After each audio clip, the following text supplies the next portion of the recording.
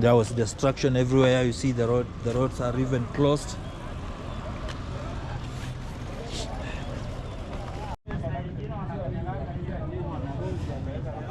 Some of the vehicles were totally destroyed here. You can see there's no windscreens at all.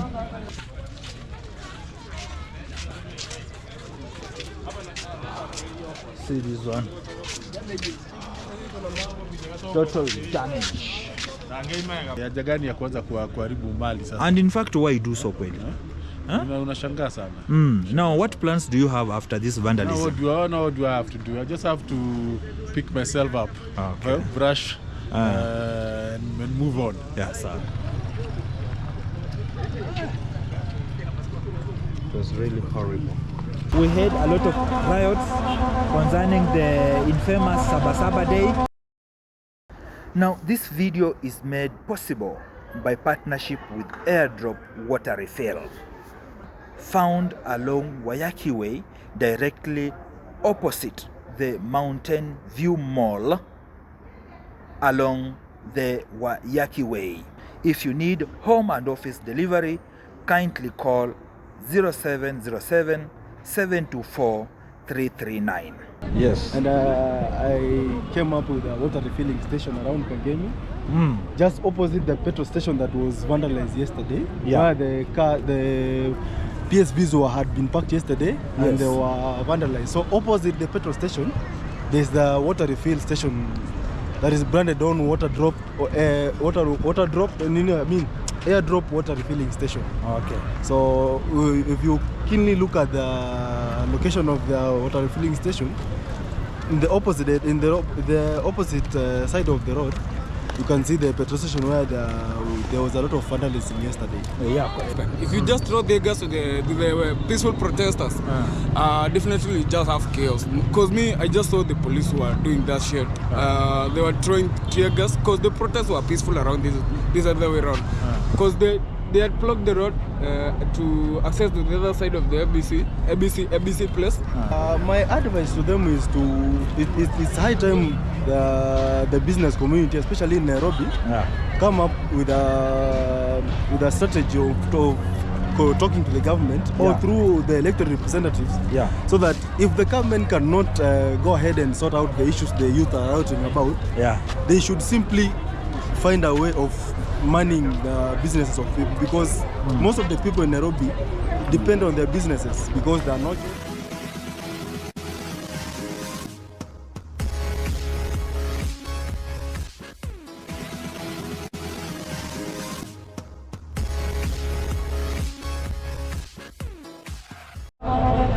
So greetings wherever you are, and welcome back to my channel, Jack's Connect. So I am at Kangemi. This is an outskirt of Nairobi, whereby recently we had a lot of riots concerning the infamous Sabasaba Day, whereby Kenyans were commemorating 35 years since the multipartyism. And during that riots or commemoration, there was a lot of destruction that was witnessed within Nairobi. That is why I am at Kangemi to see the extent of that destruction, just part of that destruction, whereby majority of vehicles that were parked at one of the petrol stations were really vandalized to the ground. So welcome to the channel, and if you have not subscribed to my channel, kindly do so.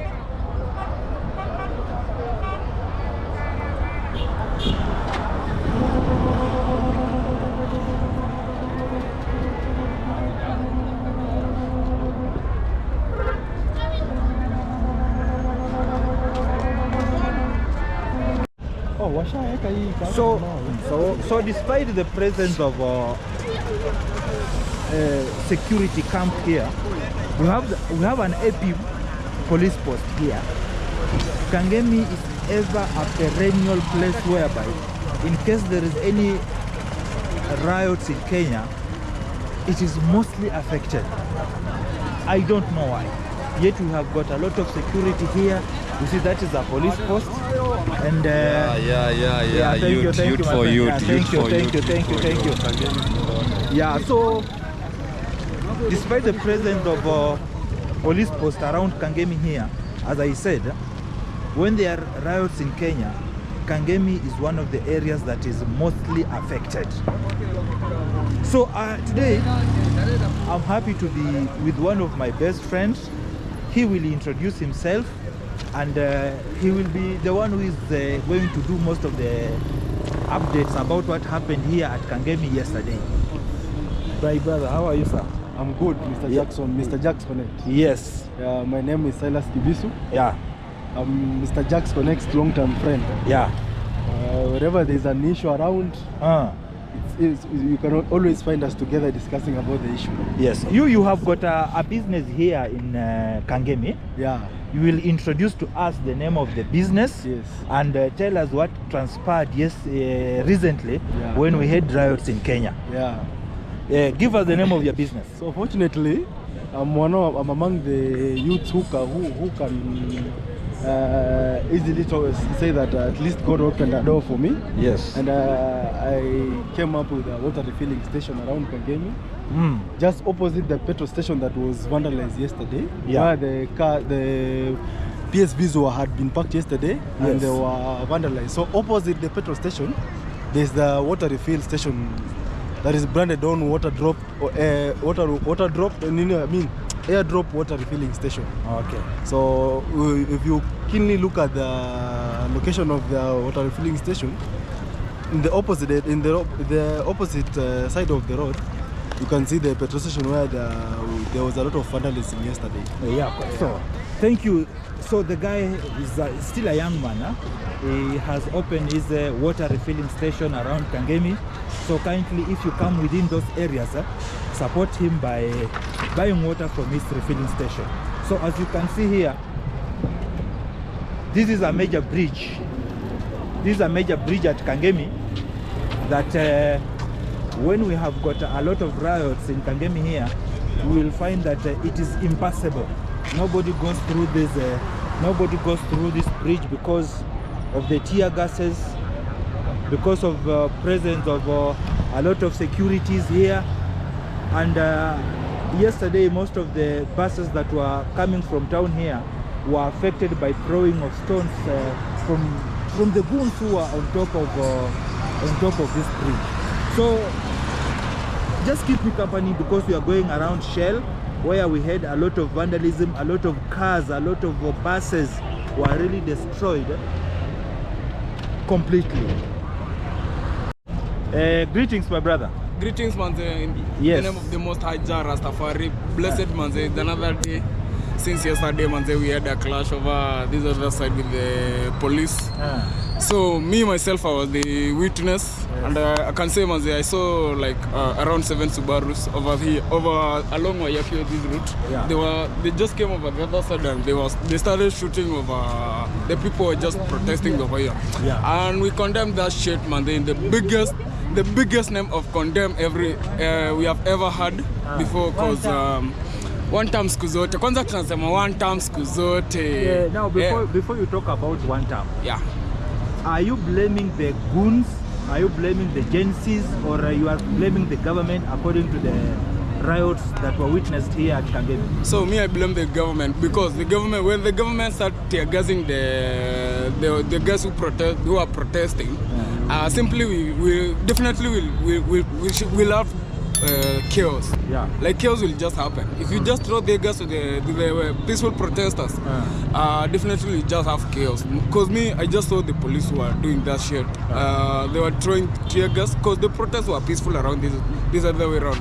Because they had blocked the road to access to the other side of the ABC place.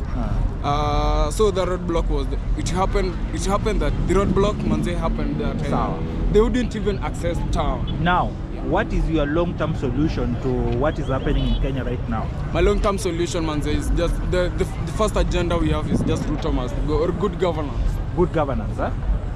That's the only I can say. Good governance or Ruto must go. Yeah. Thank you so much, my brother. Welcome to the gang. Thank you. Yeah, so you have seen one of the witnesses who was here yesterday. He's saying that he's blaming the government according to the clashes that happened here yesterday.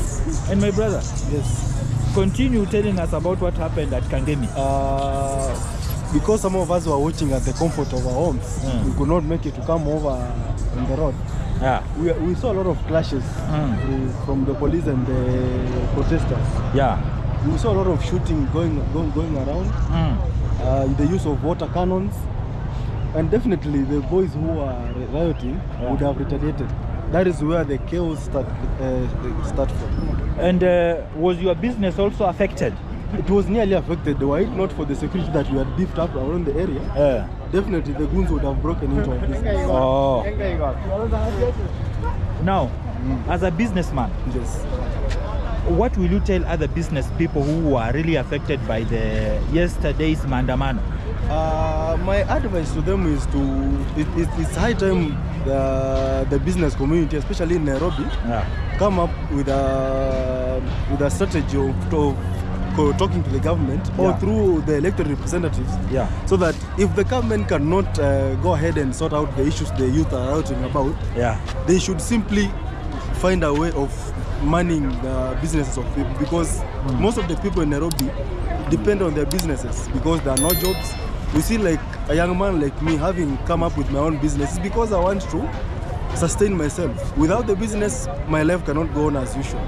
So the government has to do something about it. Either they listen to the plight of the youth, or they come up with better measures for manning the businesses of people around Nairobi. Thank you so much, my brother. Thank you so much. Yes.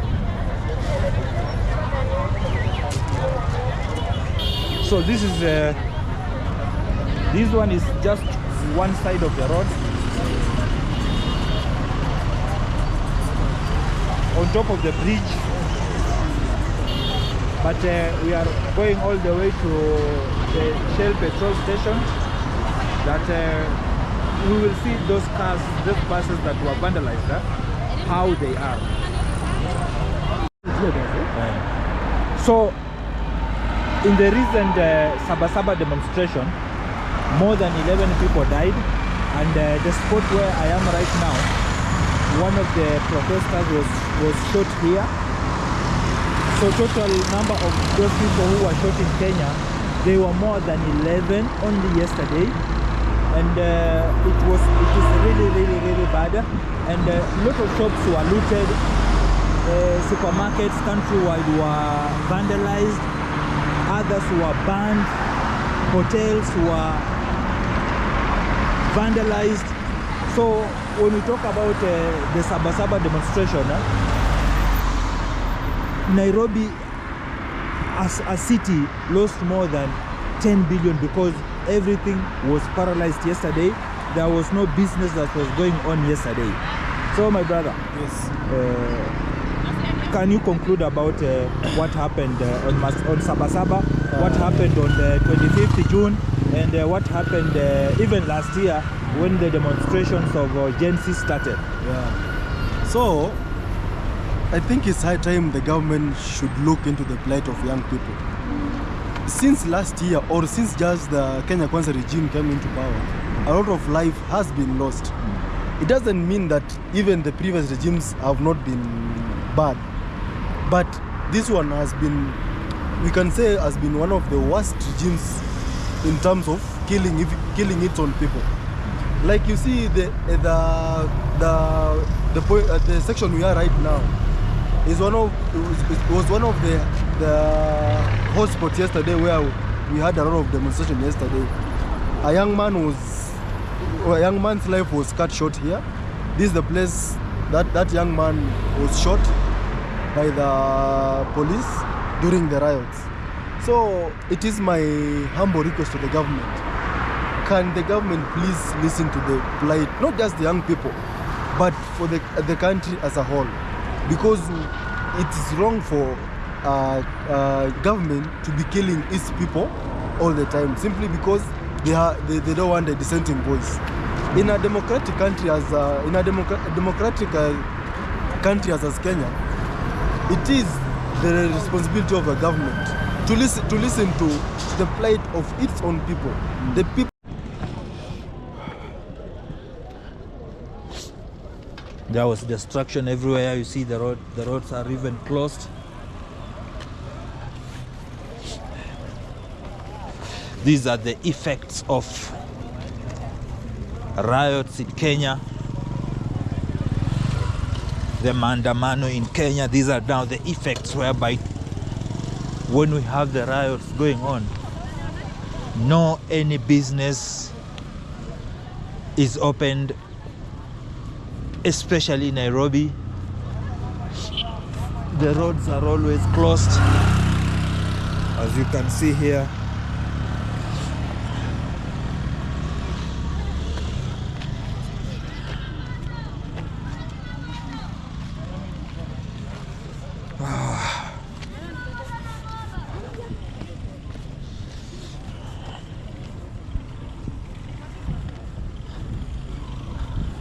So you can see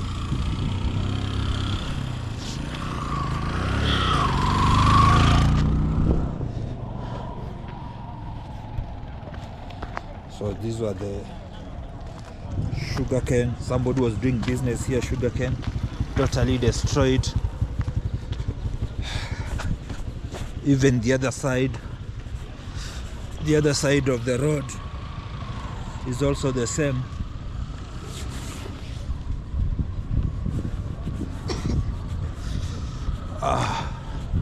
So too bad. So now this is parts of Kangemi, roughly 10 kilometers to 15 from the central business district.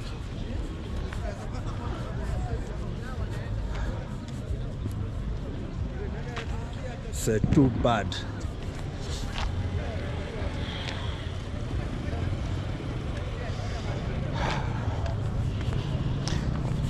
So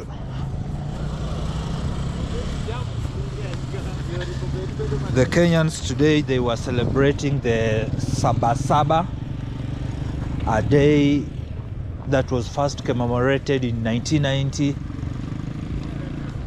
when they were fighting for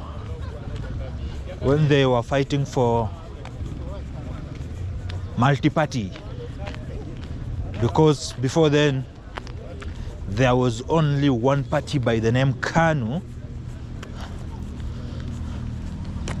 and so the opposition leaders, they came together to fight for the inclusion of their parties. That is when the first date was commemorated in 1990.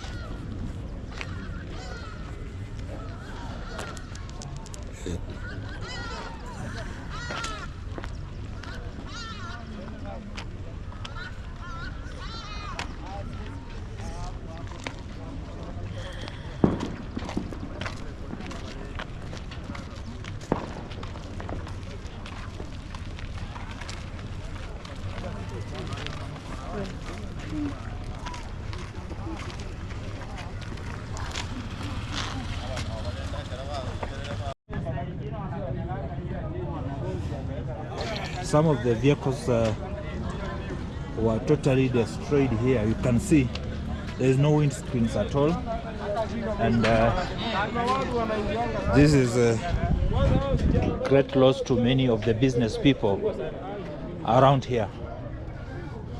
You can see these are the effects, and if you see most of the vehicles here, they were totally destroyed.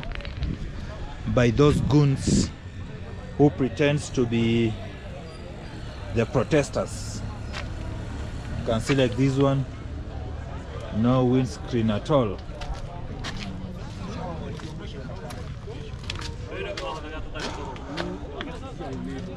Totally destroyed completely by the goons who were around here. Most of these vehicles here were destroyed completely. Let us just see some of them. You can see this one completely dismantled.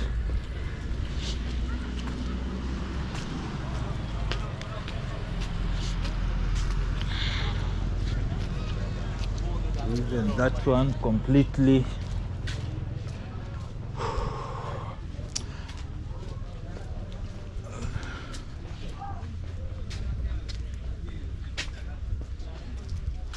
Wow, this is really bad.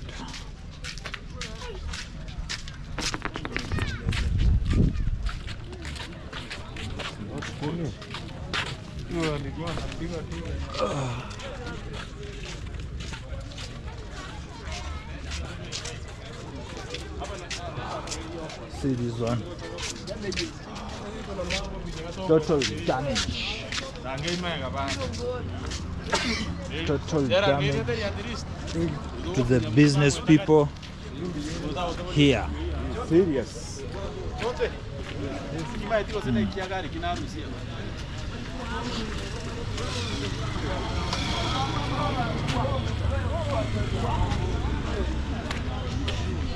Can see even this long haul. Even this one, it mostly operates from Nairobi to western part of Kenya. It was also dismantled completely. Even a school bus.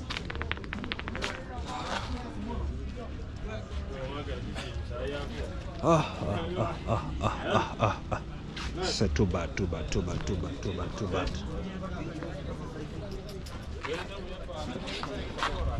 This one, it has totally nothing.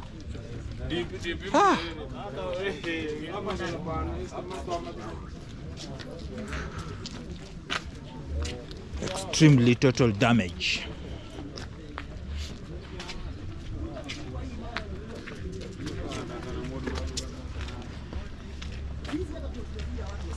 Everything here is totally paralyzed.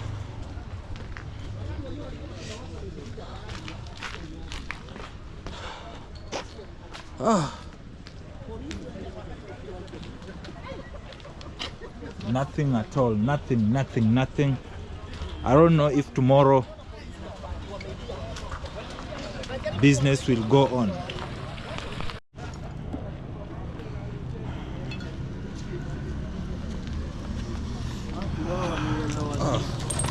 Poleni one. Poleni. Sikia hii yote imeenda. Hii ni yako. Ni yako hii. Jambo sana mzee. Niko salama. Pole sana kwa mambo imefanyika hapa bwana. Itabidi tupoe sasa, tutafanyaje? Hii ni duka ya soda. Duka ya soda na zingine. Duka na M-Pesa, ya M-Pesa na soda. Nini kimepora ndani? Kwa sababu naona hii barabara yote ni chupa na kila kitu. Soda wamepora ndani, wamepora pesa, float, simu zilikuwa ziko pale. Pole.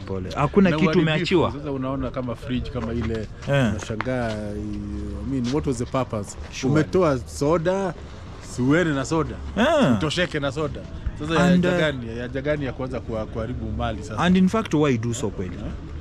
Unashangaa sana.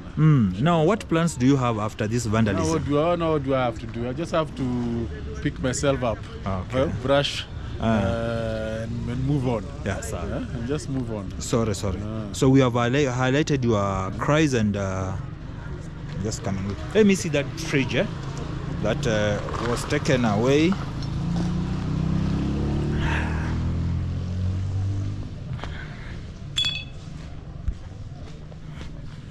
So now this is a fridge that was in that small shop, and the owner of the shop says everything has been taken away. You can see even this bus here, More than 60 buses here have been destroyed completely. See, there's still part of the vehicles that were destroyed. Everything here has been destroyed completely. See this bus here.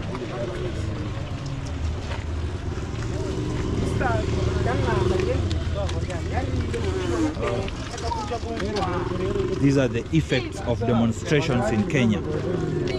Something not to be proud of completely. The yellow one belongs to even a school.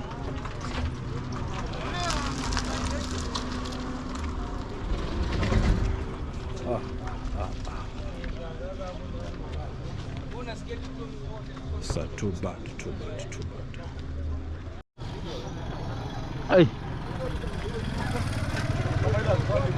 See that, just stones.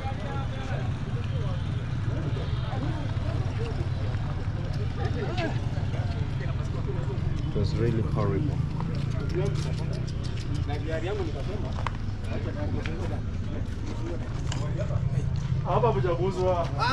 Broken.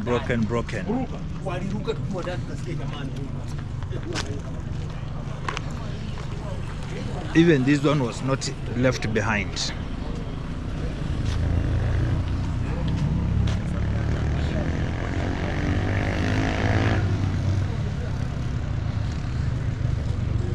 It was smashed.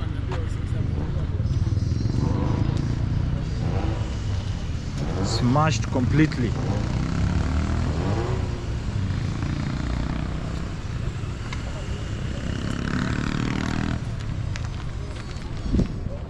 Totally smashed.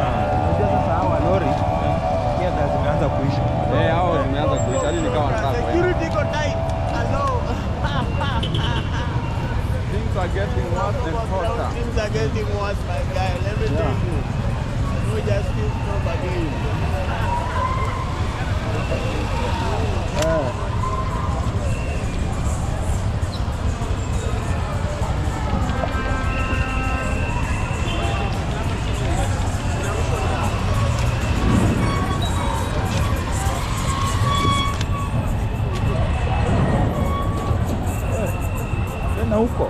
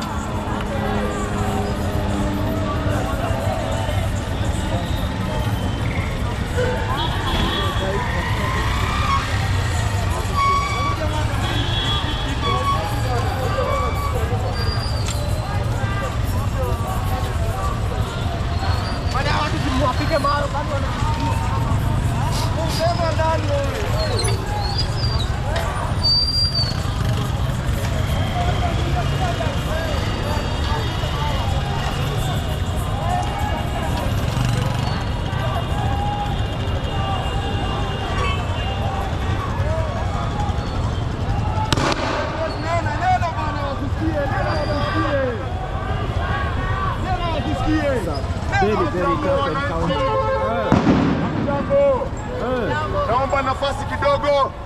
Mimi naitwa David Maina na ningependa kuwa president wenyu na usaidizi wenyu, kwa sababu huyu Kasongo amevunja sheria za Kenya.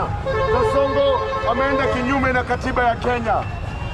Katiba inasema kwamba power yote katika nchi hii ni yenyu nyinyi kama wananchi. Power yote ni ya wananchi, na yule ambaye mnampea nafasi lazima atumie power vile katiba inasema. Na Kasongo ametumia power kufanya nini? Ametumia power kuua vijana wetu. Kasongo ametumia power kutupiga risasi katika hizi barabara. Kasongo ametumia power kututeka nyara. Mmeona vile amefanya kijana wetu Albert Ojwang ambaye walimteka nyara kutoka huko Homa Bay, wakamleta huku Nairobi, wakamchapa, wakamtocha, wakamuua. Sasa wanajifanya sio wao, lakini kila Mkenya anajua kwamba mauaji na abductions nchi hii inaanza na Kasongo na wakora wake. So mimi kama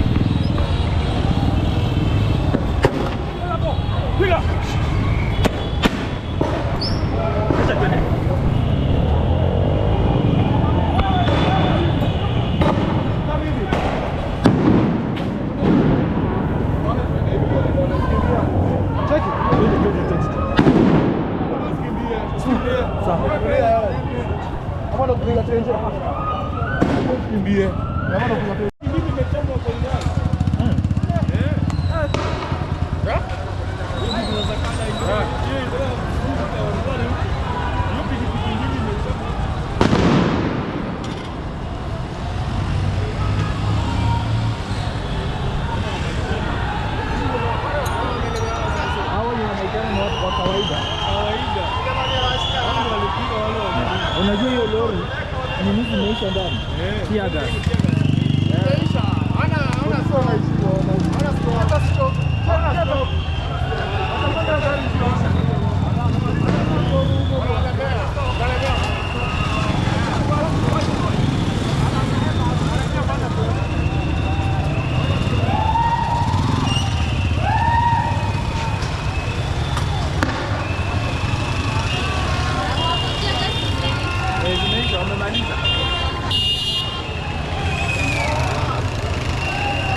It's a very horrible situation.